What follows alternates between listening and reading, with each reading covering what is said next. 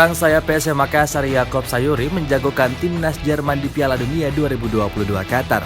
Piala Dunia 2022 Qatar akan berlangsung 21 November hingga 18 Desember 2022.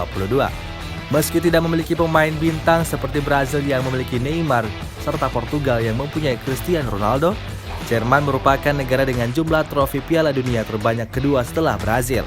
Die Mannschaft telah mengoleksi 4 trofi Piala Dunia, edisi 1954, 1974, 1990, dan 2014. Jerman melanggeng ke Piala Dunia 2022 sebagai pemuncak grup 1 kualifikasi zona Eropa, mengoleksi 28 poin hasil 9 kemenangan dan sekali imbang. Di Qatar nanti, anak asuh Hansi Flick berada dalam grup neraka, tergabung di grup E bersama Spanyol, Jepang, dan Costa Rica. Kendati demikian, timnas Jerman semakin ganas seiring keberadaan Hansi Flick di kursi kepelatihan. Flick mampu membuat beringas di depan gawang lawan.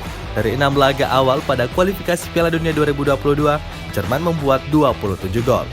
Rinciannya yakni menang 2-0 atas Liechtenstein, Armenia 6-0, 4-0 atas Islandia, 2-1 atas Rumania, 4-0 atas Makedonia Utara, dan yang terakhir menggasak 9-0 atas Liechtenstein lagi.